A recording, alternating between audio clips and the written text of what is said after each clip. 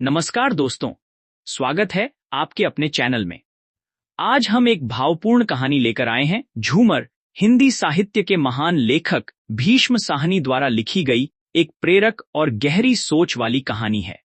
इस कहानी में हम जानेंगे अर्जुनदास नामक पात्र की कहानी, एक कलाकार, एक जीवन यात्री जिसे जीवन के कई मोड़ मिलते हैं, पुराने रंगमंच के दिनों से लेकर आजादी बाद की सामाजिक बदलती दुनिया तक।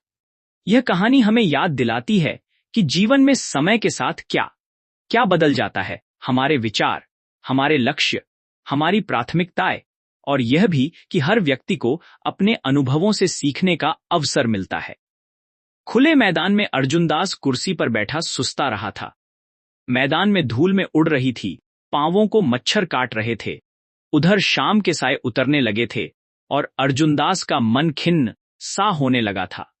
जिन बातों ने जिंदगी भर परेशान नहीं किया था, वे जीवन के इस चरण में पहुंचने पर अंदर ही अंदर से गाहे बगाहे कचोटने कुरेदने लगती थी। अनबुझी सी उदासी मन पर छाने लगती थी। कभी कभी मन में सवाल उठता, अगर फिर से जिंदगी जीने को मिल जाती तो उसे मैं कैसे जीता, क्या करता, क्या नहीं करता, यह तय कर पाने के लिए भी मन में उत्सुकता नहीं थी। थका सा महसूस करने लगा था। यूं तो ऐसे सवाल ही निरर्थक होते हैं, पर उनके बारे में सोचने के लिए भी मन में उत्साह चाहिए, जो इस समय उसमें नहीं था। जो कुछ जीवन में आज तक करता आया हूं, शायद फिर से वही कुछ करने लगूंगा, पर ज्यादा समझदारी के साथ, दाएं बाएं देखकर, सोच सूझकर, अंधाधुंध भावुकता की रौ में बहकर कुछ नहीं करूंगा। अपना हानि लाभ भी सोचकर, और इतनी जल्दबाजी में भी नहीं जितनी जल्दबाजी में मैं अपनी जिंदगी के फैसले करता रहा हूं। सोचते सोचते ही उसने अपने कंधे बिचका दिए। क्या जिंदगी के अहम फैसले कभी सोच समझ कर भी किए जाते हैं? साए और अधिक गहराने लगे थे। मैदान में बत्तियां जल उठी थीं। लंबे चौड़े मैदान के एक ओर मंच खड़ा किया गया था। मंच पर रोशनियां, माइक्रोफोन आदि फिट किए जा रहे थे। मंच ऊंचा था, लगभग 6 फुट ऊंचा रहा होगा। मंच के नीचे दाएं हाथ को कनात लगाकर कलाकारों के लिए वेशभूषा कक्ष बना दिया गया था। अभी से कनात के पीछे से तबला हारमोनियम बजने की आवाजें आने लगी थी। युवक युवतियां नाटक से पहले पूर्वाभ्यास करने लगे थे, अपनी अपनी वेशभूषा में सजने लगे थे। मंच को देखने पर उसके मन में पहले जैसी हिलोर नहीं उठी थी। इसी पुराने ढर्रे पर अभी भी हमारा रंगमंच चल रहा है। दुनिया कहां से कहां पहुंच गई है, हम अभी भी वहीं पर खड़े हैं जहां 50 साल पहले खड़े थे। फटीचर सा मंच खड़ा किया करते थे। बिजली की रोशनी नहीं मिलती तो गैस के लैंप उठा लाते। रात पड़ जाती तो वहीं मंच पर अभिनय के बाद सो भी जाते थे। तब भी न जेब में पैसा था, न कहीं से चंदा उगाह पाते थे। बस खेल दिखाओ, दर्शकों के सामने झोली फैलाओ और खर्च निकाल लो। कोई दुवन्नी डाल देता, कोई चवन्नी, कभी कोई दर्शक अधिक भावुक हो उठता तो चमकता रुपए का सिक्का डाल देता। मैं और मेरे साथी सब कुछ भूले हुए इसी काम में मस्त थे। इसी काम में सारी जवानी खप गई, न जाने कैसे खप गई। उन दिनों भी अर्जुनदास के पांवों में फटे हुए सस्ते चप्पल हुआ करते थे। आज भी वैसे ही चप्पल है, केवल अब जिंदगी ढलने लगी है। बहुत से साथी काल प्रवाह में बहते हुए न जाने किस ठौर जा लगे हैं। अब वह स्वयं बहुत कम अभिनय कर पाता है। सांस फूलने लगती है, आवाज बैठ जाती है, माथे पर पसीना आ जाता है और टांगें कांपने थरथराने लगती है। मैदान में युवक युवतियां अब अधिक संख्या में इकट्ठा होने लगे थे। कुछ एक बड़ी उम्र के संयोजकों को छोड़कर बहुत कम लोग इसे जानते पहचानते थे। कुछ लोग दूर से इसकी ओर इशारा करते। वह रंगमंच का खलीफा बन गया था, छोटा मोटा नेता। इस रंगोत्सव में उसे पुरस्कार देने के लिए बुलाया गया था। आज से नाट्य समारोह शुरू होने जा रहा था। संयोजक उसकी खातिरदारी कर रहे थे। सब कुछ था, पर मन में वह उत्साह नहीं था जो कभी रहा करता था। समारोह आरंभ होने में अभी देर थी। अब इस तरह के कार्यक्रम अर्जुनदास से निभते भी नहीं थे। 9 बजे का वक्त देते हैं, 10 बजे शुरू करते हैं। दर्शक लोग भोजन करने के बाद पान चबाते टहलते हुए आएंगे, गप्पे हाँकते। कहीं कोई उतावली नहीं होगी, कोई समय का ध्यान नहीं होगा। यहां पर वक्त की पाबंदी कोई अर्थ नहीं रखती। किसी से पूछो नाटक कब शुरू होगा, तो कहेंगे यही 9-10 बजे। समाप्त कब होगा, यही 11-12 बजे। अध्यक्ष महोदय कब आएंगे, बस आते ही होंगे। वह जानता था कि नाटक अधकचरा होगा। मंच की साज सज्जा से ही उसका नौसिखुआपन झलक रहा था। इसके मन में टीस उठने का एक कारण यह भी रहा था। अभिनय और कला कहां से कहां पहुंच चुकी है, पर हमारा यह रंगमंच अभी भी पुराने ढर्रे पर चल रहा है। आज रंगमंच में प्रविधि के स्तर पर एक विशेष निपुणता आ गई है। रोशनी का प्रयोग, मंच की सज्जा, वेश भूषा, चुस्ती मुस्तैदी, वह नहीं कि धूल भरे मैदान में जहां पानी का छिड़काव कराने तक के लिए पैसे संयोजकों की जेब में न हो, और फटे पुराने पर्दे और कनातें और मुड़ी निचुड़ी दरियां, और जहां हाथों से खींच खींच कर पर्दा गिराया जा रहा हो, और वह भी पूरी तरह स्टेज को ढक नहीं पाए, और पर्दे के पीछे इधर से उधर भागते अभिनेता नजर आ रहे हों। पर ऐसे ही रंगमंच पर अर्जुनदास ने जिंदगी बिता दी थी। वह जानता था नाटक बेढंगा होगा, न ढंग की वेशभूषा, प्रॉम्प्टर की आवाज पर्दे के पीछे से एक्टर की आवाज से ज्यादा ऊंची सुनाई देगी। केवल संवादों के बल पर नाटक चलेगा, या फिर गीतों के बल पर वे असरदार हुए तो नाटक जम जाएगा, वरना वह भी नहीं जमेगा। युवा अभिनेता पंक्तियां भूलेंगे, स्टेज पर डोलते रहेंगे, एक दूसरे का रास्ता काटते रहेंगे। तुम लोग केवल भावना के बल पर नाटक का अभिप्राय दर्शकों के दिल में उतारना चाहते हो। अब यह नहीं चलेगा। लोग नफासत मांगते हैं, और कला और अभिनय का ऊंचा स्तर और मंच कौशल।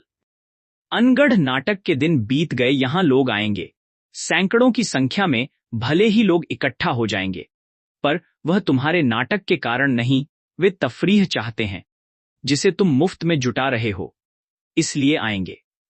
तुम्हारी कला देखने नहीं आएंगे।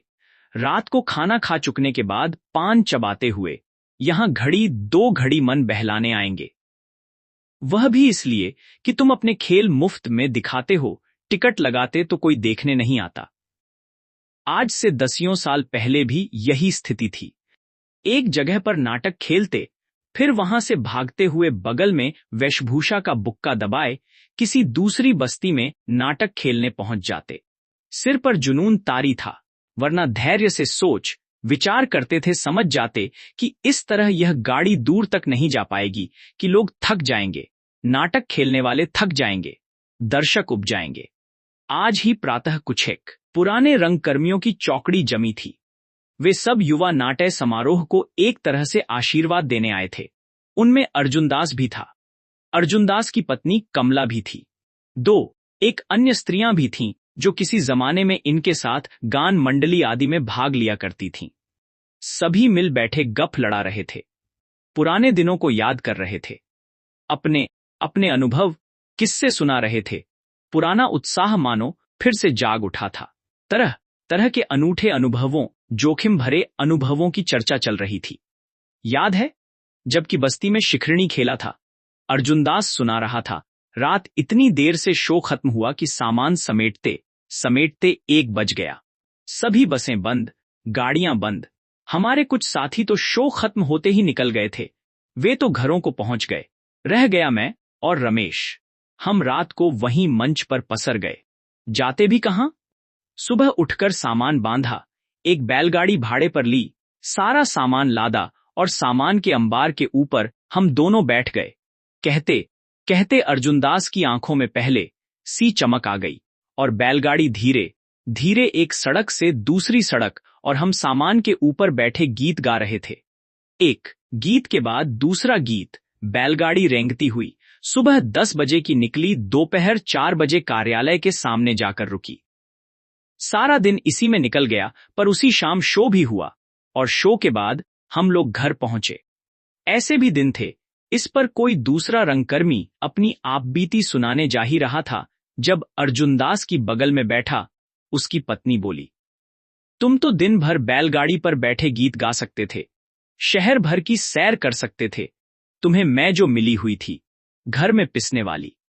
कमला ने कहा तो मजाक में कहने के बाद स्वयं हंस भी दी, पर इससे अर्जुनदास सिमट कर चुप हो गया। पंजाब का एक वयोवृद्ध साथी सुना रहा था। एक नाटक था, कुर्सी, तुम्हें याद होगा। उस नाटक पर सरकार ने रोक लगा दी थी, पर हमने वह नाटक अजीब ढंग से खेला। एक जगह खेलते तो फौरन ही बाद बस में बैठकर अगले शहर जा पहुंचते, वहां खेलते और फिर अगले शहर के लिए रवाना हो जाते। पुलिस पीछे पीछे, हम आगे आगे। पुलिस की चर्चा चली तो अर्जुन दास को अपना एक और किस्सा याद हो आया। मेरे खिलाफ वारंट तो नहीं था, पर मुझे शहर में घुसने की इजाजत नहीं थी। पर वहां हमारी केंद्रीय कार्यकारिणी की बैठक होने वाली थी, मुझे वहां पहुंचना था। मैं लुक छिप कर पहुंच गया। एक स्कूल की ऊपर वाली मंजिल पर मीटिंग चल रही थी। अब मैं मीटिंग में अपनी बात कह ही रहा था जब खबर मिली कि बाहर पुलिस पहुंच गई है। मैं समझ गया कि मुझे ही पकड़ने आई होगी। मैंने अपनी बात खत्म की, अभी बहस चल ही रही थी कि मैं चुपचाप उठा और कमरे के बाहर आ गया। स्कूल का गलियारा लांघकर मैं पिछवाड़े की ओर जा पहुंचा। स्कूल के पीछे कोई मंदिर था। उस वक्त शाम के साए उतरने लगे थे और मंदिर में सायंकाल की आरती चल रही थी। घंटियां बज रही थीं। गर्मी के दिन थे। मैं ऊपर बरामदे में खड़ा था। मैंने बुशर्ट उतारी और उसकी दोनों आस्तीनें कमर में बांध ली और उसकी छत पर से कूद पड़ा और सीधा मंदिर के आंगन में जा उतरा। जमीन कच्ची थी, मुझे चोट नहीं आई। फिर मैंने वैसे ही भक्तों की तरह बुशर्ट को कमर में से उतार कर कंधे पर रखा और धीरे धीरे टहलता हुआ बाहर निकल आया। मंदिर के फाटक के ऐन सामने सड़क पर एक सिपाही खड़ा था। उससे थोड़ा हटकर दाईं ओर को एक और सिपाही तैनात था। दोनों के हाथ में लाठियां थी। बहुत से भक्त आ जा रहे थे। सिपाही ने मेरी ओर कोई ध्यान नहीं दिया। मैं बाहर आ गया और दाएं हाथ को टहलता हुआ आगे बढ़ने लगा। ज्यों ही मैं अंधेरे में पहुंचा कि मैं सरपट दौड़ने लगा। ऐसा भागा कि शहर के दूसरे कोने में ही जाकर दम लिया, जहां हरीश, मेरा मित्र, रहता था। इस जोखिम भरी घटना के ब्यौरे को सुनते हुए भी उसकी पत्नी के मन में क्षोभ सा उठा था। उसे भी वह दिन याद आ गया था। उसे याद आ गया था कि उसी दिन उनकी बिटिया को खसरा निकला हुआ था और उसे तेज बुखार था और थकी मादी वह बच्ची के सिरहाने बैठा घड़ियां गिन रही थी कि कब उसका पति घर लौटेगा और बेटी के उपचार का कोई प्रबंध कर पाएगा। जिस मस्ती में अर्जुनदास का लड़कपन और जवानी बीते थे, उसका आकर्षण अब कुछ मंद पड़ चुका था। स्वयं अर्जुनदास की नजर मंद पड़ चुकी थी। इतना वक्त इस काम को दिया, क्या तुक थी। उसके इस जुनून की आलोचना उसकी पत्नी उन बीते दिनों में किया करती थी। वह सुन लिया करता था और सिर झटक दिया करता था या हंस दिया करता था, क्योंकि उन दिनों उसे इस काम की सार्थकता में गहरा विश्वास था। पर अब वर्षों बाद उसका विश्वास शिथिल पड़ने लगा था और उसके साथ उसका आग्रह भी मंद पड़ने लगा था। और उसी समय से उसके अंदर एक प्रकार की अपराध भावना भी बढ़ने लगी थी कि वह मात्र अपनी आदर्शवादिता और जुनून में खोया रहा है, कि वह अभी भी व्यवहार के धरातल पर नहीं उतरा, अपने दायित्व नहीं निभाए। एक तरह से कहो तो स्वांत सुखाए ही जीता रहा है। उसकी नजर फिर मंच पर पड़ी। अब वहां पहले से ज्यादा गहमागहमी थी। बार बार माइक्रोफोन पर कुछ न कुछ बोला जा रहा था। माइक्रोफोन को टेस्ट किया जा रहा था। पर्दे पर बार बार खींचा खोला जा रहा था। बहुत से बच्चे और लौंडे लपाड़े मंच के आसपास मंडराए लगे थे। एक ऊंचा, लंबा, छरहरे शरीर वाला युवक हाथ में एक कागज उठाए कभी एक ओर तो कभी दूसरी ओर मैदान में भागता फिर रहा था। बार बार माथे पर से बालों की लट को हटाता हुआ। वह शायद कार्यक्रम का संयोजक था। कागज पर खेलने वालों के नाम होंगे, जरूरी कामों की फेहरिस्त होगी, पर उसके चेहरे पर ऐसा भाव था मानो सारे देश का संचालन उसी के हाथ में हो, जैसे उसके हाथ में पकड़ा कागज का टुकड़ा कोई सूची न होकर कोई ऐतिहासिक दस्तावेज हो। अर्जुनदास को उसकी भागदौड़ में अपनी भागदौड़ की झलक नजर आ रही थी। कुछ बरसों बाद शायद इसका विश्वास भी शिथिल पड़ने लगेगा। इस समय तो अगर इसके हाथ से कागज का टुकड़ा गिर जाए तो मानो पृथ्वी की गति थम जाएगी। उसकी ओर देखते हुए अर्जुनदास के अंदर विचित्र सी भावनाएं उठ रही थीं। कभी स्फूर्ति की लहर दौड़ जाती, कभी संशय डोलने लगता, कभी उसके उत्साह में उसे बचकानापन नजर आने लगता। और अब युवक हाथ में कागज का फड़का उठाए अर्जुनदास की ओर बढ़ता आ रहा था। शायद रंगमंच की रूप सज्जा तैयार हो गई है और खेल शुरू होने वाला है। संभवतः युवक उसे कोई सूचना देने या बुलाने आ रहा है। चलिए, देर आए दुरुस्त आए, ज्यादा देर इंतजार नहीं करना पड़ा। 11 बजे तक भी खेल समाप्त हो जाए तो जल्दी छुटकारा मिल जाएगा। लड़का पास आ गया था। अर्जुनदास ने कुर्सी पर से टांगें हटा लीं, पर युवक खड़ा रहा। बुजुर्ग के सामने उसे कुर्सी पर बैठने में झेप हो रही थी। कहो बरखुरदार, सब तैयारी हो गई, अब पर्दा उठने वाला है? नहीं साहिब, हमारे 2 कलाकार अभी तक नहीं पहुंच पाए हैं। उन्हें से आना है, उन्हें पहुंचने में देर हो गई है।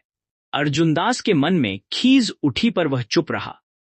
स्वयं अतिथि होने के कारण कुछ कहते नहीं बनता था। ओखली में सिर दिया तो रोना क्या? क्या वे से आ रहे हैं? जी। वह तो बहुत दूर है। जी, पर बसें हर आधे घंटे के बाद चलती रहती हैं। उन्हें अब तक पहुंच जाना चाहिए था। अर्जुनदास चुप रहा, यह सोचकर कि वे दोनों युवक इस आयोजन में भाग ले पाने के लिए इतनी दूर से बसों में धक्के खाते पहुंचेंगे। 2 घंटे के शो के लिए 10 घंटे का सफर तय करके आएंगे और फिर कल लौट जाएंगे। यह मौका शिकायत करने का नहीं था। अर्जुनदास ने युवक की ओर देखा। बड़ा प्यारा सा लड़का था।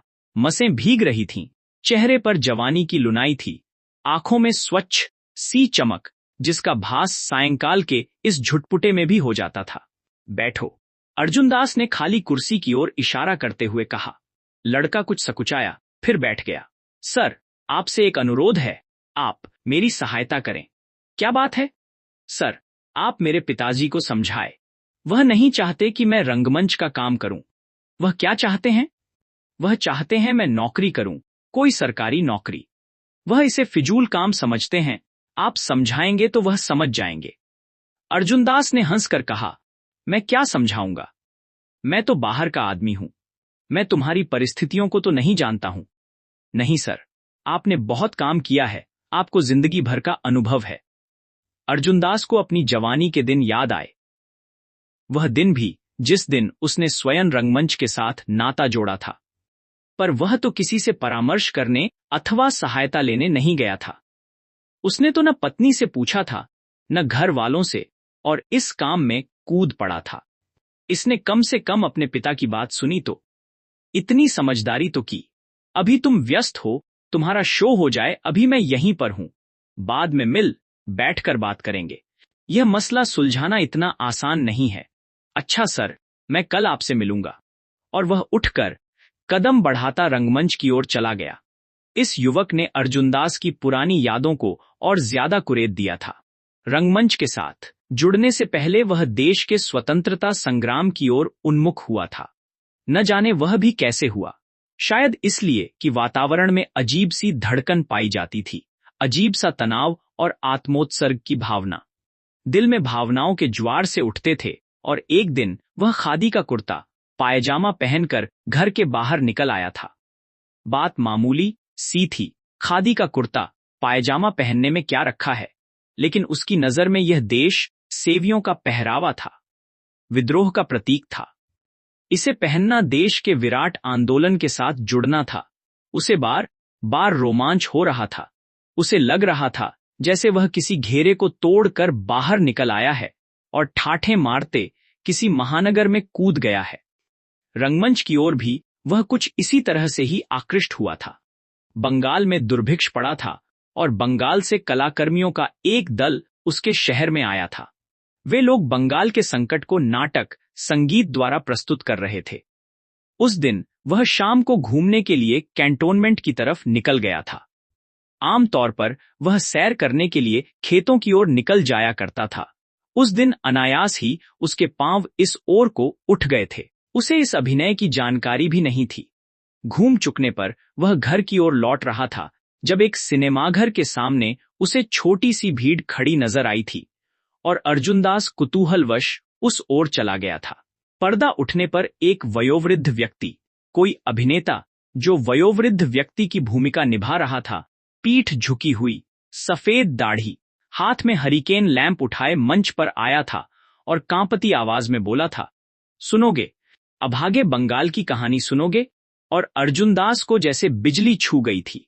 और उसके बाद जितने दृश्य सामने आए थे, सभी उद्वेलित करने वाले, सभी उसके दिल को मत्ते रहे थे। लगभग 1.5 घंटे तक कार्यक्रम चलता रहा था।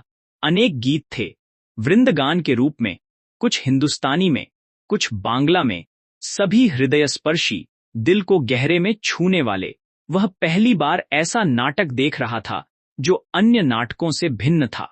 मंच सज्जा न के बराबर थी। अनगढ़ सी पर हाल में बैठे लोग मंत्र मुग्ध से देखे जा रहे थे। दृश्य श्रृंखलाबद्ध भी नहीं थे, पर उनमें कुछ था जो सीधा दिल में उतरता था। और अंत में उसी वयोवृद्ध ने मंच पर से उतरकर दुर्भिक्ष पीड़ितों के लिए झोली फैलाई थी और झोली फैलाए दर्शकों की पांतों के सामने आने लगा था। तभी अर्जुनदास के आगे वाली सीट पर बैठा एक भावविभल युवती ने अपने कानों में से झिलमिलाते सोने के झूमर उतारकर वयोवृद्ध की झोली में डाल दिए थे।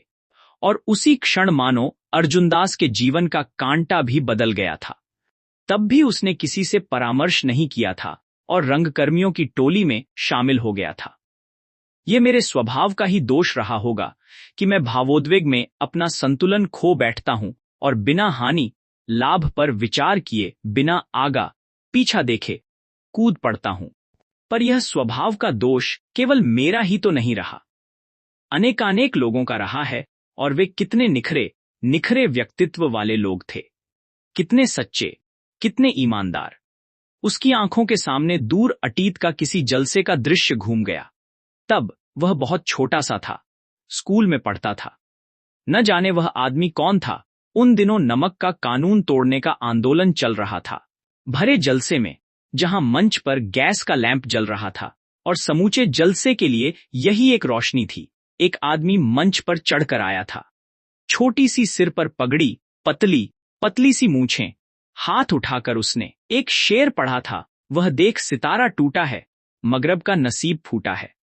और उसके साथ ही जेब में से एक कागज की पुड़िया निकाल लाया था और गैस की रोशनी में सभी को दिखाते हुए ऊंची आवाज में बोला था, साहिबान, यह नमक की पुड़िया है।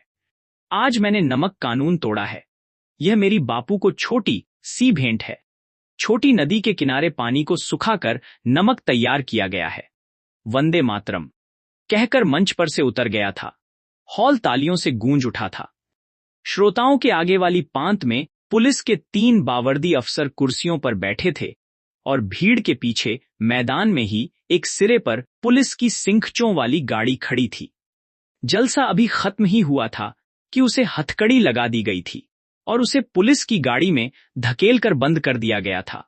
और देर तक, जब तक बंद गाड़ी दूर नहीं चली गई, उसके नारे सुनाई देते रहे थे, इंकलाब जिंदाबाद, बोल महात्मा गांधी की जय। और वह जैसे ही लोगों की आंखों के सामने आया था, वैसे ही ओझल भी हो गया था। क्या मालूम उस रोज अर्जुनदास बंगाल के दुर्भिक्ष से जुड़े अभिनय को देखने हॉल में अचानक प्रवेश नहीं कर जाता तो कभी इस रास्ते आता ही नहीं। क्या मालूम हॉल में अर्जुनदास के सामने बैठा युवती ने अगर सोने के झूमर उतारकर उस अभिनेता की झोली में नहीं डाल दिए होते तो उसकी जिंदगी का कांटा नहीं बदलता। कौन जाने, क्या मालूम जिंदगी का कांटा बदलने के लिए कोई और कारण बन जाता। उसके कानों में फिर से उसकी पत्नी का वह वाक्य गूंज गया, जिसे वह अक्सर कहा करती थी, तुम्हें ब्याह नहीं करना चाहिए था। तुम जैसे लोग ब्याह करके अपने घर वालों को भी दुखी करते हैं और खुद भी दुखी होते हैं। जिंदगी में अनेक अवसरों पर उसकी पत्नी उसे झिंझोड़ती रही थी, अपने बच्चों का वास्ता डालती रही थी, सुबह से शाम तक घर के कामों में पिसती रही थी। पर अर्जुनदास के सिर पर तो जुनून सवार था। बंबई में कांग्रेस का अधिवेशन था। अर्जुनदास को तो जाना ही जाना था। तुम भी चलो, उसने अपनी पत्नी से कहा। पर छोटे छोटे 2 बच्चों को छोड़कर कैसे जाती। देश सेवा का काम तो मर्दों के लिए बना है, तुम ही जाओ, मैं घर में ठीक हूं। और अर्जुनदास बुक्का उठाकर चला गया था। हर बार ऐसा ही होता था, बुक्का उठाकर चल देता था। अर्जुनदास को धनोपार्जन के लिए और तो कोई धंधा नहीं सूझा था। उसने पुस्तकों की दुकान खोल ली थी। यह काम रंगकर्म के आड़े नहीं आता था। कभी कभी छोटी मोटी पूंजी लगाकर पुस्तकें प्रकाशित भी कर देता। पर दुकान खोल देना एक बात है, उसे चलाना बिल्कुल दूसरी बात। लोग बाग मुफ्त में पुस्तकें उठाकर ले जाते, अपने पैसे लगाकर पुस्तक छापता, पुस्तक विक्रेता महीनों तक अदायगी नहीं करते। दुकान पर मित्रों, रंगकर्मियों का तांता लगा रहता। सभी अर्जुनदास की जेब से चाय पीते और गप्पे हाँकते। कुछ लोग अपनी घटिया किताबें छपवा लेते। उसी दुकान में ही गान मंडली की रिहर्सलें होती, ऊंची ऊंची ताने उठती। कमला को पता चलता तो मन ही मन कुढ़ती रहती। अंत में जब बच्चे कुछ बड़े हुए तो वह स्वयं दुकान पर जाकर बैठने लगी थी। इससे कुछ तो इस महादानी पर अंकुश लगेगा, चाय की प्यालियां कुछ तो कम होंगी और इसके निगोड़े साथियों को कुछ तो शर्म आएगी। पर दुकान पर बैठने का मतलब था घर पर भी पिसो और अब दुकान पर भी। तभी कमला ने निश्चय किया कि वह किसी स्कूल में नौकरी कर लेगी।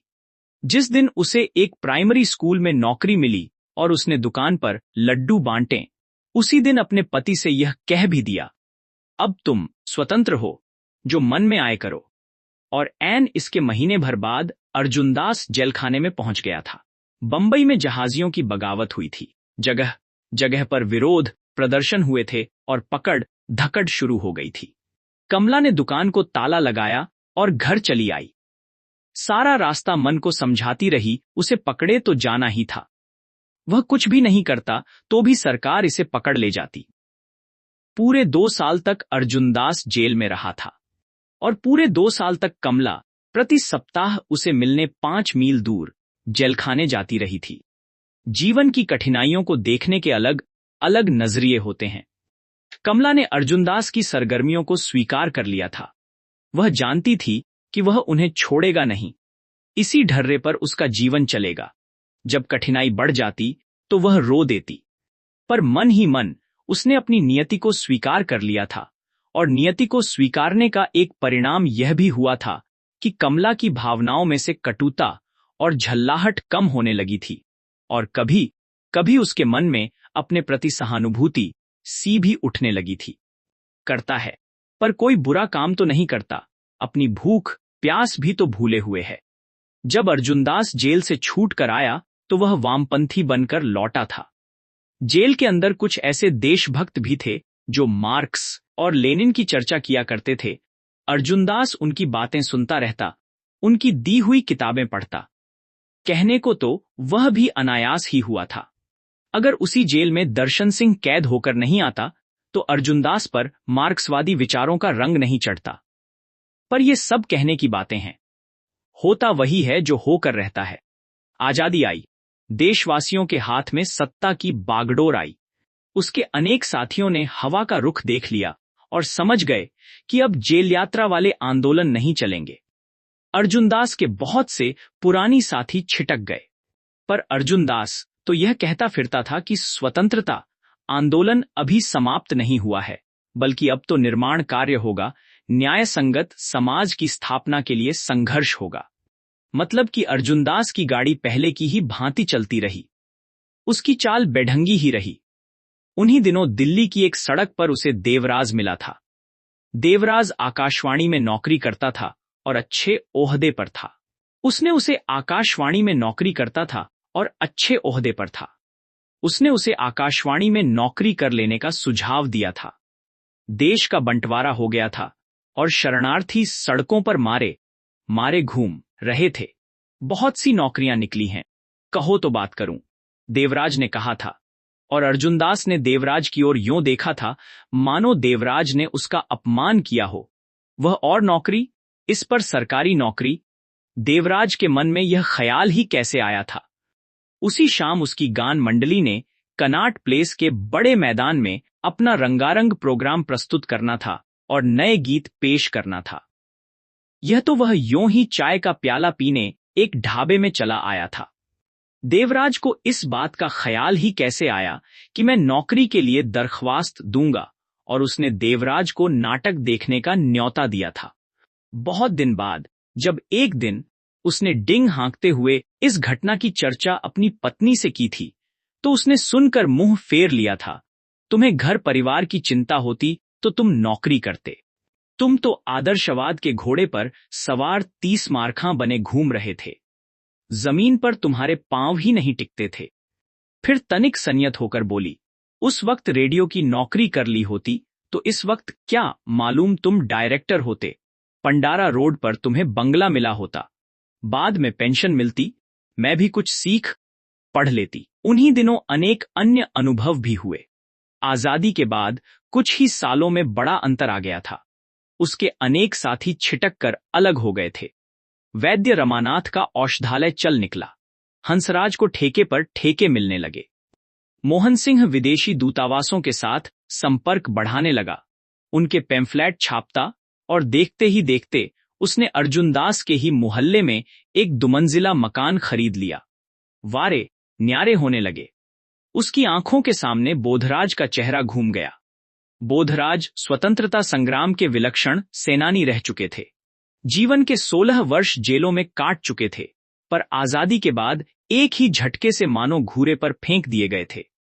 आजादी के बाद एक नई पौध उभरी थी, सियासतदानों की। सियासतदान उभरने लगे थे और देशभक्त घूरे पर फेंक दिए गए थे। आजादी के बाद 5-1 साल में ही वह आदमी जो कभी घर घर जाकर स्वतंत्रता संग्राम के लिए लोगों को उत्प्रेरित किया करता था, अब अपने मोहल्ले में पड़ा सड़ रहा था। देश को कहीं भी उसकी जरूरत नहीं रह गई थी। और काम तो क्या करता, लोगों के घर घर जाकर तंबाकूनोशी के नुकसान समझाता फिरता था और उनसे वचन लेता फिरता था कि वे सिगरेट नहीं पिएंगे। हुआ यह कि हंसराज, जो आजादी के बाद ठेके लेने लगा था, बोधराज को राजधानी में ले गया था। वहां वह उन्हें किसी केंद्रीय नेता के पास ले गया। केंद्रीय नेता बड़े आदर सत्कार के साथ बोधराज से मिले थे। हंसराज को धन्यवाद कहा था कि उसके सौजन्य से वह एक अनन्य देश सेवी के दर्शन कर पाए हैं। हंसराज ने ही यह सुझाव रखा कि एक समाज कल्याण योजना बनाई जाए जिसकी अध्यक्षता बोधराज जी करें। अभी बात चल ही रही थी और बोधराज प्रस्ताव की तह तक पहुंचने की कोशिश कर ही रहे थे कि उनके हाथ में कलम थमा दी गई थी और वह किसी कागज पर हस्ताक्षर कर रहे थे। यह तो बहुत बाद में उन्हें चेत हुआ कि हंसराज उनके साथ दांव खेल गया है। उन्हीं का नाम लेकर उन्हीं के नाम पर 50,000 रुपए का अनुदान हड़प गया है। यह उन्हें तब पता चला जब साल भर बाद सरकार की ओर से बोधराज को एक पत्र मिला कि अनुदान का हिसाब भेजें, और बोधराज भौंचक्के रह गए थे और बोधराज की वह रगड़ाई हुई थी कि दिन को भी उन्हें तारे नजर आने लगे थे। वहीं स्वतंत्रता सेनानी बोधराज अब लोगों के सिगरेट छुड़वाता फिर रहा था। ऐसे ही धक्के अर्जुनदास के दिल और दिमाग को उन दिनों बार बार लगते रहे थे और वह पिटा पिटा सा महसूस करने लगा था। एक दिन उसे भी एक पत्र मिला। जिस समय डाकिया चिट्ठी लेकर आया उस समय कमला घर पर नहीं थी। वास्तव में यह पत्र न होकर एक निमंत्रण था। स्वतंत्रता सेनानियों का कोई जमाव राजधानी में होने जा रहा था और उसमें एक जाने माने स्वतंत्रता सेनानी के नाते उसे आमंत्रित किया जा रहा था। पत्र के साथ एक फॉर्म भेजा गया था जिसे भरकर सम्मेलन के कार्यालय को भेजना था। फॉर्म में यह पूछा गया था कि स्वतंत्रता संघर्ष में आपका क्या योगदान रहा है। उनके प्रश्न थे, कितने दिन जेल काटी, कभी भूख हड़ताल की, जेल के अंदर जेल के बाहर, कभी किसी लाठी चार्ज में जख्मी हुए, किसी गोली कांड में, रचनात्मक कार्य में कैसा योगदान रहा, कभी पदाधिकारी रहे हों तो किस समिति के स्थानीय, जिला अथवा प्रादेशिक, आदि आदि। लगता था इस फॉर्म में दी गई सूचनाओं के आधार पर सरकार स्वतंत्रता आंदोलन का कोई वृहद इतिहास ग्रंथ छापेगी। पत्र देख चुकने पर उसके मन की पहली प्रतिक्रिया तो यही हुई कि चलो देर से ही सही, सरकार को स्वतंत्रता सेनानियों की सुधि तो आई। उनकी निष्ठा, उनके काम पर उनकी कुर्बानियों की ओर किसी का ध्यान तो गया। कमला अभी बाहर से लौटी नहीं थी और अर्जुनदास हाथ में पत्र उठाए खाट की पाटी पर बैठा अपने योगदान पर विचार कर रहा था। वह कमला को यह पत्र और फॉर्म दोनों दिखाना चाहता था और उसकी प्रतिक्रिया जानना चाहता था। कमला के इंतजार में वह बार बार बरामदे में जाकर खिड़की में से दाएं बाएं बाहर देखता रहा था और गली की ओर देखते हुए पहली बार उसका ध्यान इस ओर गया था कि मोहल्ला अब भले लोगों के रहने लायक नहीं रह गया है। कमला की बहुत दिनों से शिकायत रही थी कि मोहल्ले में तरह तरह के लोग आ गए थे। शराब और जुए के अड्डे बन गए थे। माल लादने वाले ट्रकों के ड्राइवर, जो सुनने में आया था, तस्करी भी करने लगे थे। कमला कहा करती थी, बेटी बड़ी हो रही है, अब हमारा यहां पर रहना ठीक नहीं। पर जवाब से अर्जुनदास तुनक उठा करता था, हम लोग शरीफ हैं तो ये लोग बदमाश है क्या? हाथ से काम करने वाले लोग कभी बुरे नहीं होते, इस बात को समझ लो। पर आज पहली बार उसे लगा था कि नहीं, मोहल्ला बदनाम बस्ती सा बनता जा रहा है। इसमें अब रहना ठीक नहीं, बच्चों पर बुरे संस्कार पड़ेंगे। और तभी उसे कमला सड़क पर आती नजर आई थी और उस पर आंख पड़ते ही उसका दिल भर आया था। पत्नी को घर के अंदर देखना एक बात है और उसे सड़क पर अकेले चुपचाप चलते हुए देखना बिल्कुल दूसरी बात। तब उसके प्रति अपनेपन की भावना अधिक जागती है। तब उसमें स्त्री सुलभ कमनीयता भी होती है और अपनत्व का भाव भी। तभी अर्जुनदास को इस बात का भी भास हुआ कि उसकी पत्नी को उसके साथ रहते हुए बहुत कुछ सहना पड़ा है, कि वह उसे कोई भी सुख सुविधा नहीं दे पाया। कमला के प्रति भावना का ज्वार सा उसके अंदर उठा था। जब कमला अंदर पहुंची, हाथ मुंह धोए, 2 घूंट पानी पिया और दुपट्टे से हाथ मुंह पोंछती हुई उसके पास आकर बैठा तो उसने बात चलाई, सरकार की तरफ से चिट्ठी आई है तुम्हें? उसने तनिक हैरानी से पूछा। हाँ, मुझे। क्या लिखा है? बुलाया है, तुम्हें बुलाया है। सरकार को तुम्हारी क्या जरूरत पड़ गई? आजादी की वर्षगांठ है, बहुत से लोगों को बुलाया है जिन्होंने आजादी की लड़ाई में भाग लिया था राजधानी में। वहां तुम लोगों का अचार डालेंगे क्या? और कमला हंस दी थी। कमला की लापरवाही सी हंसी को लेकर अर्जुनदास को तनिक झेप हुई थी। वह स्वयं सारा वक्त सरकार की आलोचना करने लगा था, पर यह पत्र मिलने पर उसे अपनी विशिष्टता का कुछ कुछ भास होने लगा था। जाओगे? हाँ, जाएंगे, क्यों नहीं, जाएंगे। आजादी की सालगिरह है। फिर फॉर्म की ओर इशारा करते हुए बोला, यह फॉर्म भेजा है। और फॉर्म कमला की ओर बढ़ा दिया। कमला देर तक बैठा उसे पढ़ती रही, फिर बोली, यह किस लिए है? क्या देशभक्तियों को उनकी देश सेवा का मुआवजा मिलेगा? और लापरवाही से फॉर्म पति को लौटा दिया। मुआवजे का ख्याल अर्जुनदास को नहीं आया था। मुमकिन है सरकार कुछ मुआवजा देने की ही सोच रही हो। बात अनोखी सी थी, पर देर तक उसके मन में बार बार उठती रही। वह राजधानी गया था, उसके शहर से 9 और व्यक्ति भी गए थे। राजधानी पहुंचने पर वह बेहद उत्साहित हुआ था। स्वतंत्रता सेनानियों का कैंप लगा था, तंबू ही तंबू थे, पूरी की पूरी बस्ती उठ खड़ी हुई थी। अर्जुनदास पुलक पुलक उठा था। मेरी भी इस महायज्ञ में अल्प सी आहुति रही है, वह मन ही मन बार बार कहता। राजधानी में रैली क्या रही थी, मानो मानवता का सैलाब उमड़ पड़ा। उसका मन चाहा इस जनप्रवाह में डूब जाए, उसे बार बार रोमांच हो आता। मैं इस मिट्टी की उपज हूं और अपने देश की इसी मिट्टी में मिल जाना चाहता हूं। इसी प्रकार के उद्गार उसके दिल में हिलोरे ले रहे थे। और यहां पहुंचकर एक और निर्णय उसने भावावेश में कर डाला था। बात मुआवजे को लेकर ही थी। कमला को फार्म का आशय ठीक ही सूझा था। जब से अर्जुनदास राजधानी पहुंचा था, कैंप में जगह जगह सरकारी भत्ते की ही चर्चा सुन रहा था। सरकार प्रत्येक स्वतंत्रता सेनानी का मासिक भत्ता बांधने जा रही थी, ऐसा सुनने में आया था। चारों ओर उसी की चर्चा चल रही थी।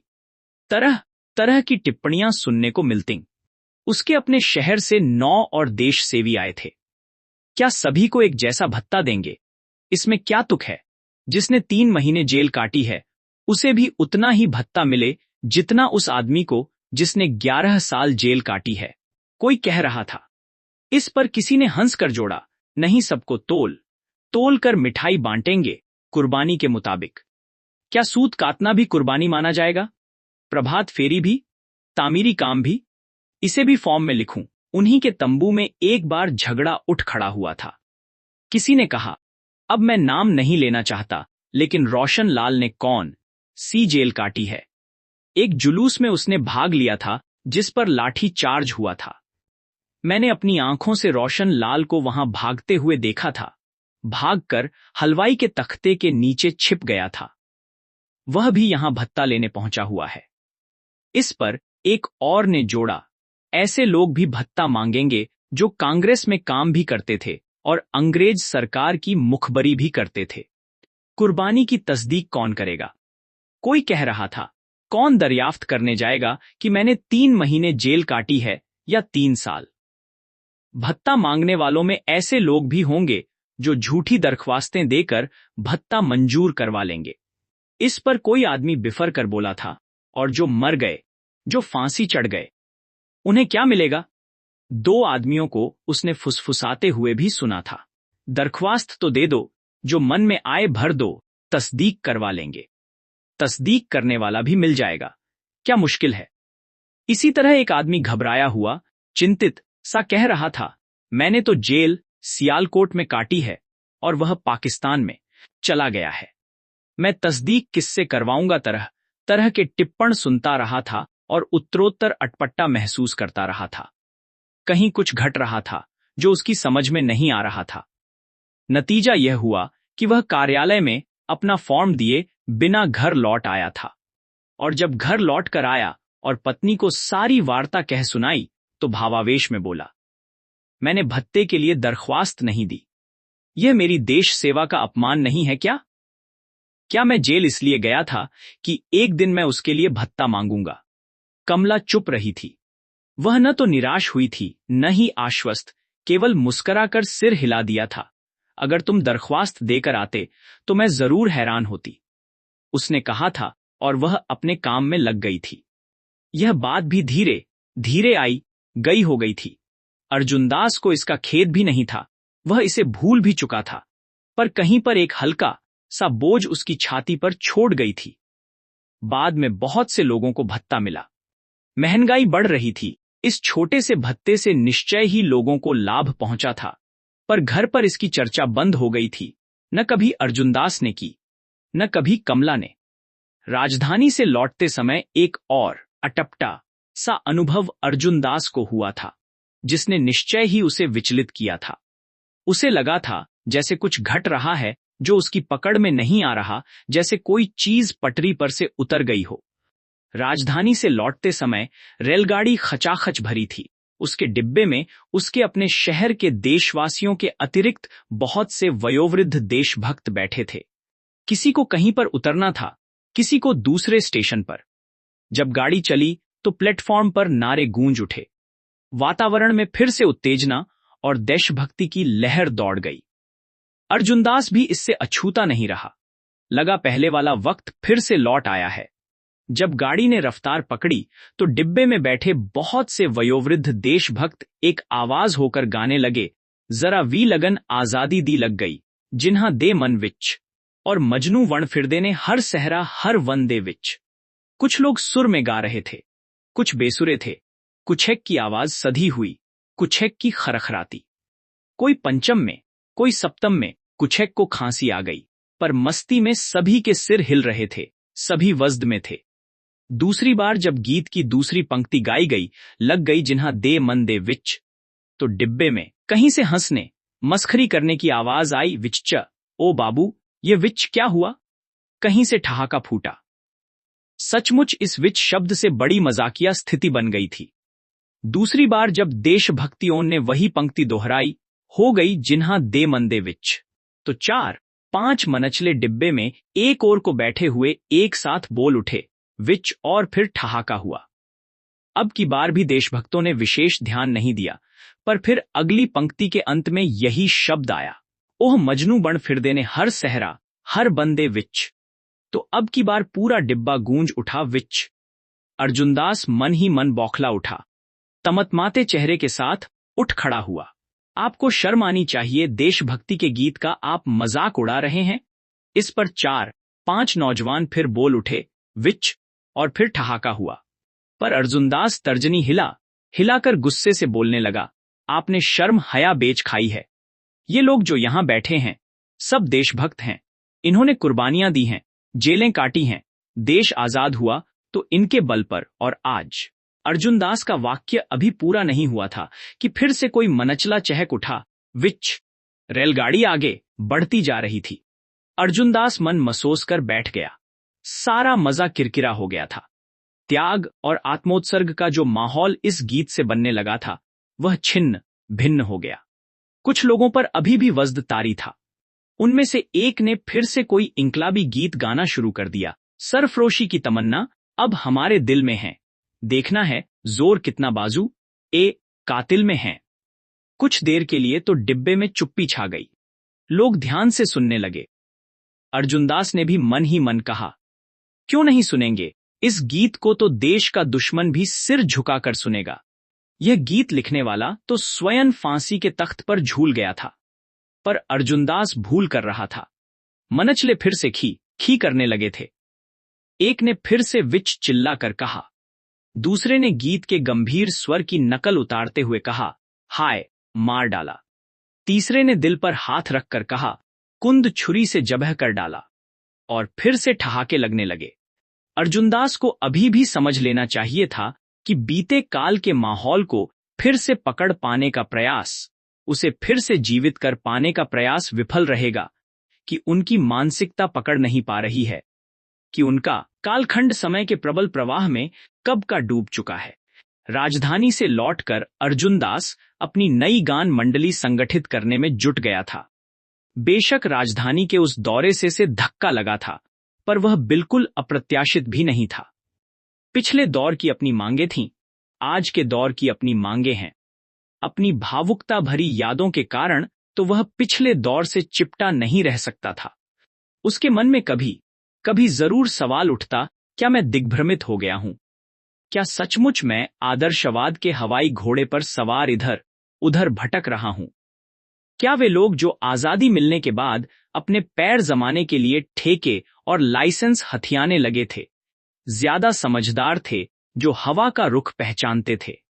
पर अर्जुनदास का मन नहीं मानता था कि वह भूल कर रहा है। अर्जुनदास की गाड़ी पहले की ही भांति चलती रही।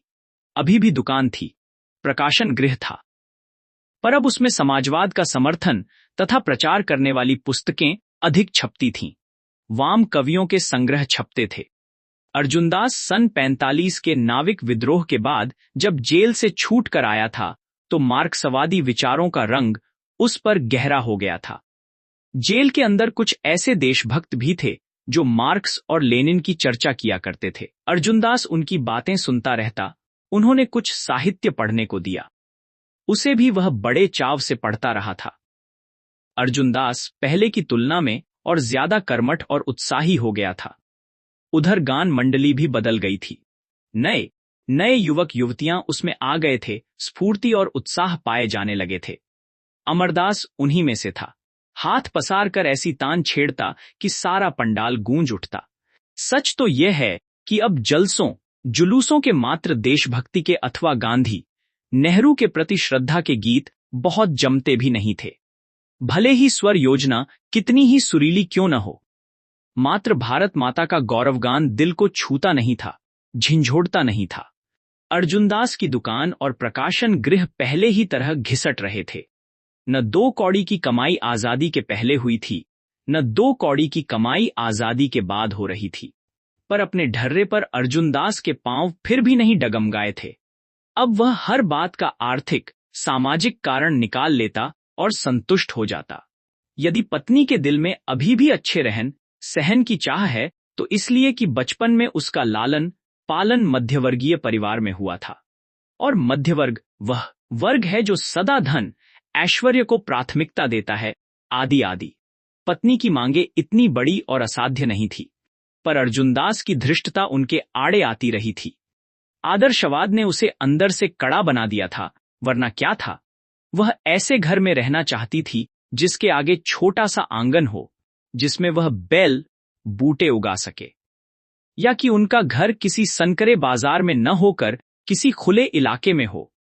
इसके पिता छोटे सरकारी अफसर रहे थे, इसलिए उनका रहन सहन अधिक सुचारू और करीने वाला था।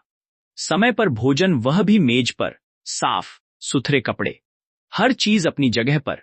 घर में कहीं भी बेतरतीबी नहीं थी। बड़ा सुचारू सुव्यवस्थित जीवन था। पर अर्जुनदास को इसमें भी अंग्रेजियत की बू आया करती थी। सुव्यवस्थित रहन सहन की इन विशिष्टताओं को भी वह अंग्रेजियत का नाम दिया करता था। एक बार यह वह जमाना था जब शादी के कुछ ही साल बाद वह सक्रिय रूप से रंगमंच पर काम करने लगा था। वे दोनों किसी रेलवे स्टेशन पर उतरे थे और कुछ फल खरीदकर साथ में ले लेना चाहते थे। उसकी पत्नी आम खरीदना चाहती थी, जबकि वह खरबूजा लेने के हक में था। खरबूजे की तुलना में उसकी पत्नी को आम ज्यादा पसंद था, और जब उसने आम लेने पर इसरार किया तो वह तुनक उठा था। वह आम इसलिए लेना चाहती है क्योंकि आम ज्यादा महंगा फल है, उसे ऊंचे दर्जे के लोग खाते हैं, जबकि खरबूजा आम आदमी का फल है। अंत में वह चुप हो गई थी और उसने खरबूजा लेना ही मान लिया था, लेकिन उसे यह तर्क सुनकर बड़ा अचंभा हुआ था। मैंने कब कहा है आम बड़े आदमियों का फल है और खरबूजा छोटे आदमियों का? यह तुम कैसी बातें करने लग जाते हो? और वह रो पड़ी थी। आज इस छोटी सी घटना को याद करके उसका मन आत्म ग्लानि से भर उठता था, पर उन दिनों उसे इसका कोई क्षोभ नहीं हुआ था। जिंदगी इसी तरह हिचकोले खाती यहां तक पहुंची थी। जमाना बीतता गया था। न तो अर्जुनदास की अपनी दिनचर्या बदली थी, न पत्नी की। किताबों की कमाई में वृद्धि तो असंभव थी। हां, पत्नी की जोड़ तोड़ से नौका डूबने से बची रही। वह स्कूल में भी पढ़ाती रही और दुकान का काम भी देखती रही। घर बना रहा, बेटी बड़ी हो गई, उसकी शादी भी हो गई। बेटा ज़हीन निकला, उसे राजनीति से तो चिढ़ थी, पर किताबों के माहौल में पला था, इसलिए उसकी जिज्ञासा बनी रही और वह अपनी नौका अलग से ठेल ले जाने में सफल हो गया। अधेड़ उम्र तक पहुंचते पहुंचते हर आए दिन विचित्र अनुभव होते रहे थे। उनकी बेटी उनके आदर्शवाद की खिल्ली उड़ाने लगी थी, वैसे ही जैसे बरसों पहले रेलगाड़ी के सफर में मनचले युवक देशभक्तों के गीत की खिल्ली उड़ाते रहते थे। बेटी को या तो मन अपनी मां के साथ हमदर्दी थी कि उसके पिता ने उसकी मां को परेशान किया था और इसके लिए वह उसे क्षमा नहीं कर पा रही थी, या यही नहीं, उसकी मूल आपत्ति उसकी मान्यताओं, उसकी आदर्शवादिता के प्रति थी, जिसमें उसका कोई विश्वास नहीं था। उसकी बातें सुनते हुए अर्जुनदास हताश तो नहीं होता था। हर युग के अपने ध्येय, अपने आदर्श होते हैं। उसे अचंभा इस बात का होता था कि उसकी आदर्शवादिता उसकी बेटी को कहीं पर भी छूती तक नहीं थी। बस पिताजी, सुन लिया, बहुत सुन लिया, वह उसका मुंह बंद करने के लिए खींचकर कहती और उठकर चली जाती थी। बेटे ने भी कुछ बरस बाद ऐसा ही रुख अपनाया था। जब B.A.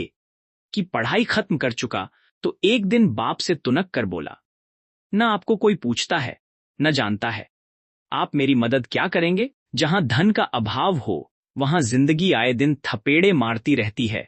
छोटे मोटे थपेड़े तो यूं ही पड़ते रहते हैं, पर बड़ा धक्का तभी लगा जब पहले एक फिर दूसरा बच्चा हाथ से निकल गए थे, और जब पति पत्नी वृद्धावस्था में प्रवेश कर रहे थे तो पहली बार अर्जुनदास को इस बात का भास होने लगा था कि उसका आदर्शवाद, जो रोशनी की लौ की तरह उसका पथ प्रदर्शन करता रहा था, कुछ मंद पड़ने लगा। और यह सवाल बार बार उसके मन में उठने लगा था, क्या मैंने अपनी जिंदगी नासमझी में व्यतीत की है? यदि मैं फिर से जन्म लेकर आऊं तो क्या फिर से ऐसा ही जीवन व्यतीत करना चाहूंगा? मैदान में बैठा वह अपने से यही प्रश्न पूछ रहा था और उसे कोई स्पष्ट उत्तर नहीं मिल रहा था।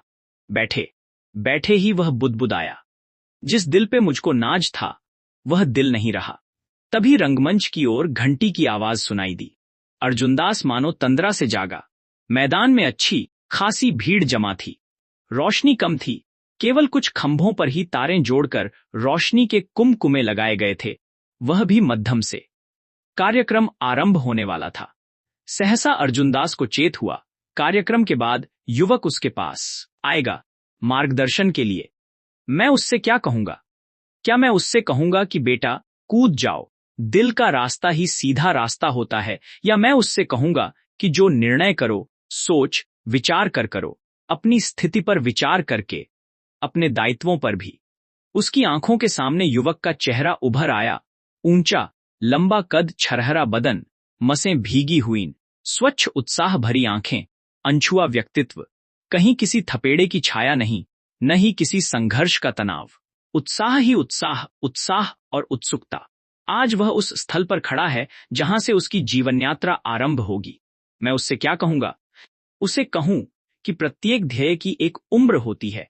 वह उस समय तक जीवित रहता है और लोगों को उत्प्रेरित करता रहता है जब तक उसके चरितार्थ किए जाने की संभावना बनी रहती है।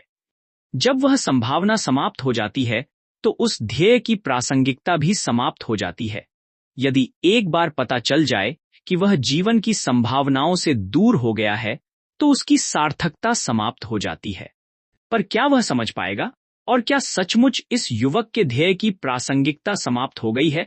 क्या सचमुच स्थितियां बदल गई हैं और ध्येय की सार्थकता मंद पड़ गई है? कहीं ऐसा तो नहीं। अर्जुनदास ने मन ही मन कहा कि मैं अपनी कमजोरी को आदर्शों, ध्येयों पर थोप रहा हूं। यह समझ रहा हूं कि जिन आदर्शों का दामन पकड़कर मैं दसियों साल पहले इस रास्ते पर आया था, वे अपनी सार्थकता खो चुके हैं। वास्तव में अपने जीवन की विकट स्थितियों को मैं संभाल नहीं पाया, अपने निजी विरोधाभासों को मैं देख नहीं पाया और आदर्शों और ध्येयों को दोष देने लगा हूं। सहसा उसके कानों में किसी गीत के स्वर पड़े। बहुत से कंठ एक साथ गा रहे थे और स्वर लहरियां वातावरण में हिलोरे लेने लगी थीं। अर्जुनदास उठ खड़ा हुआ और धीरे धीरे चलता हुआ दर्शकों की पांतों की ओर बढ़ गया। उसे पता नहीं चला कि कब उसके वयोवृद्ध साथी, उसकी पत्नी, अन्य लोग मैदान में पहुंच गए थे और कहां पर जा बैठे थे।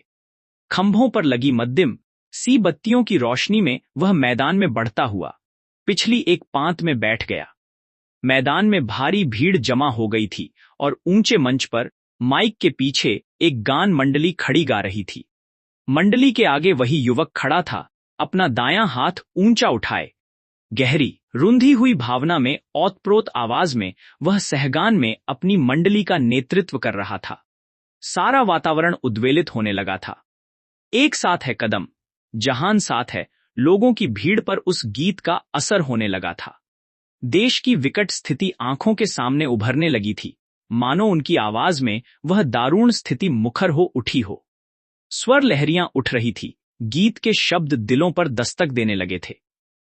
अर्जुनदास पीछे की कतारों में से एक कतार में चुपचाप आकर बैठ गया था। लोग इस भावोद्वलित गीत को सुनने में इतने तन्मय थे कि संयोजकों में से किसी का ध्यान वयोवृद्ध अर्जुनदास की ओर नहीं गया, नहीं तो उसके पास दौड़े आते और उसका हाथ थामकर उसे अगली पांत में बैठने के लिए ले जाते।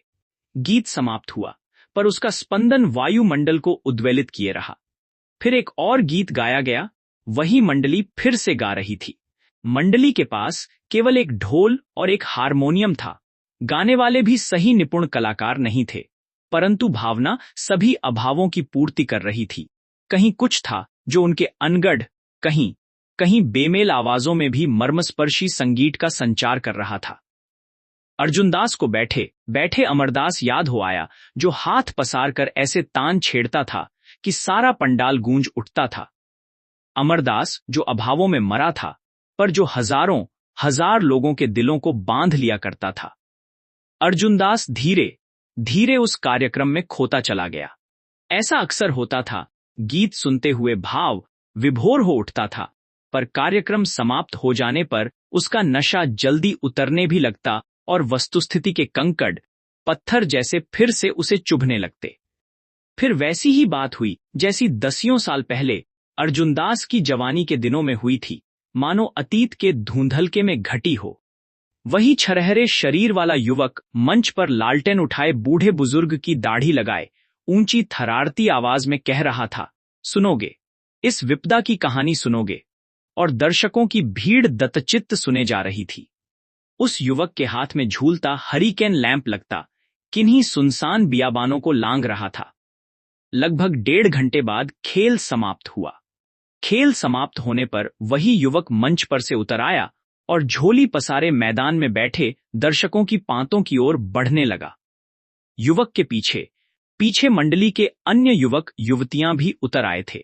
सभी नीचे पहुंचकर छितर गए थे और झोली फैलाए एक पांत से दूसरी पांत की ओर जाने लगे थे। जब वही युवक झोली फैलाए अर्जुनदास के निकट सामने वाली पांत के सामने से गुजर रहा था तो एक स्त्री ने भाव विभल होकर अपने दोनों हाथ उठाकर अपने कानों में से झूमर उतारकर युवक की झोली में डाल दिए थे। अर्जुनदास चौंका। उसने ध्यान से देखा, उसकी पत्नी कमला ने झूमर उतारकर झोली में फेंके थे। उसका एकमात्र झूमरों का जोड़ा जो बेटी की शादी के समय उसने अपने लिए बनवाया था। झूमर फेंक चुकने के बाद कमला सिर पर अपनी ओढ़नी ठीक कर रही थी और अपनी आंखें पोंछ रही थी। अगर आपको यह कहानी पसंद आई हो तो वीडियो को लाइक करें, चैनल को सब्सक्राइब करें और कमेंट में बताइए कि आपको अर्जुनदास का कौन सा अनुभव सबसे अधिक प्रेरणादायक लगा। हम जल्दी ही एक नई कहानी लेकर लौटेंगे, तभी तक पढ़ते रहिए और सीखते रहिए।